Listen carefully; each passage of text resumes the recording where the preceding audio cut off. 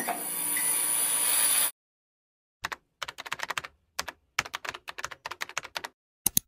guys, it's me again, Gian, and welcome back for another video. Kung gusto niyo malaman kung paano ito gina, keep on watching. So for today's vlog, ang kailangan nyo lang ay yarn. Hindi nyo na kailangan ng sanrio or any ipit. Kasi nga, yung yarn, yun na talagang gagawin natin pang ipit. At kailangan marunong kayo mag-braid. Pero kung hindi kayo marunong mag-braid, tuturuan ko kayo. Kung makapansin nyo guys, yung half side ng buhok ko, na-braid, nagawa ko na siya. At hindi ko lang naputol. Para ko lang gagawin ko.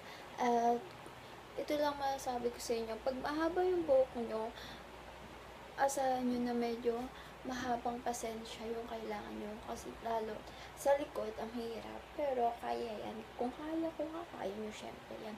So, ngayon, tuturuan ko muna kayo kung paano mag-braid. So, yung yarn na gagamitin natin, doble siya ng haba ng buhok mo. Ito, doble ito ng haba ng buhok ko. So, ganito kahaba yung buhok ko. Kasi nga, i-fold natin siya sa gitna. Yun lang, para hindi kayo mahirapan magsukat. Sinabi ko na sa inyo, kung gaano kahaba yung buhok nyo, ganun doble yun, dapat ang haba ng yarn mo para hanggang dulo siya. At kung okay na yung may sobra ng konti, pero ito kasi, gawa na nagupit ko na yung yarn, and pagbantang dulo na, may clean na yung buhok nyo. And yung buhok natin, medyo baba na. Ganyan, pimples ako dyan.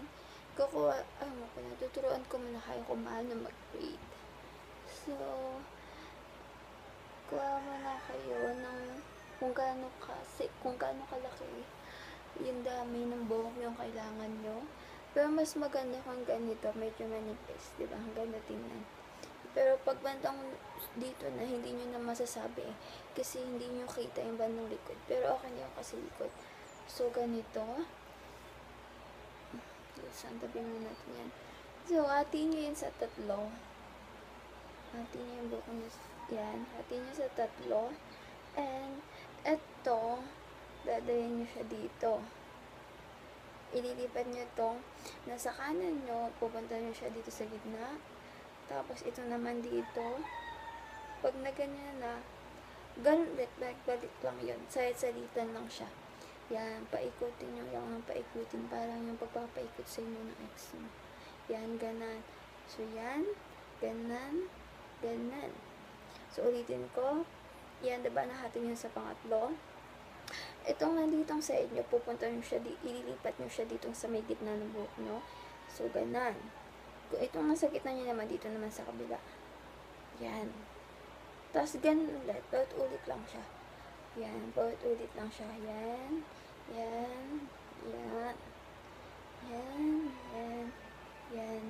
Yan. Gets nyo? So, ganito na siya. O, ulitin natin para mag-gets mo. Lahat mo na bagay pwedeng ulitin. Basta kung alam mo mabagalitan ka. So, yan. Hatiin nyo sa tatlo. Etong nasa kanan nyo, hawak nyo na to. Palitan nyo, dadaan nyo siya dito sa taas, hindi sa baba. So, taas, dito sa may gitna, palitan nyo. Tapos, ito namang, ito, papunta nyo dito. Yan. Tapos, ganun ulit.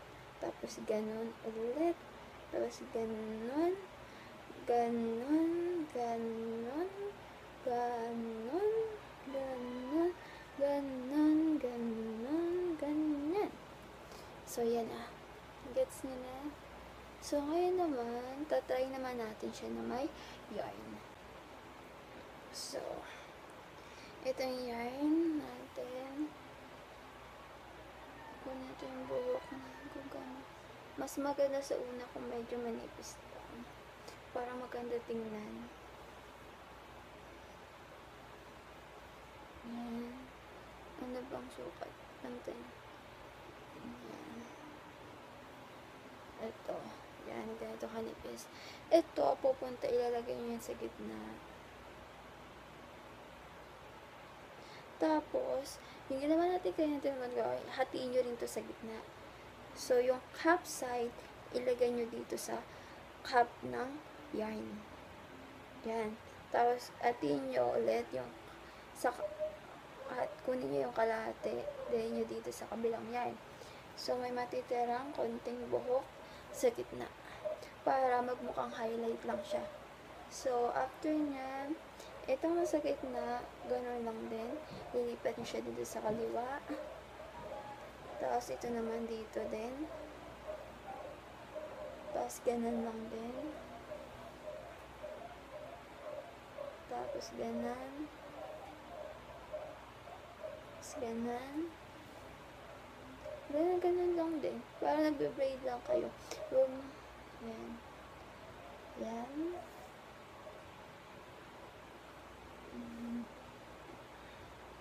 Yeah. Ganun lang. Kung mapansin nyo, yung gitna hindi ko siya nilagyan. Kasi dalawang side lang talaga siya. At para magmukhang highlight lang natin siya ng buhok para hindi halatang yarn. O kaya manilagay lang. Yan. Ganun lang din. Ay, ikot-ikot lang yun.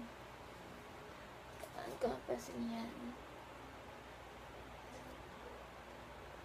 Yan. Ganyan. Begat. Mukhang malay na siya na. Paano lang kung saan. Yan.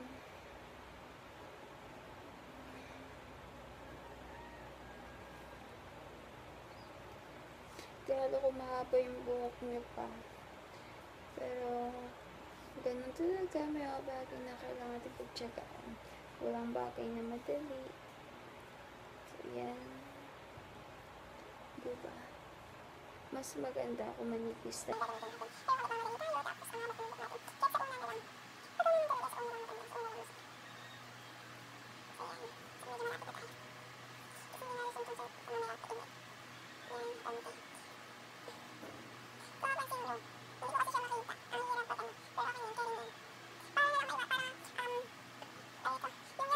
Nasa unan kung gusto nyo mas angat.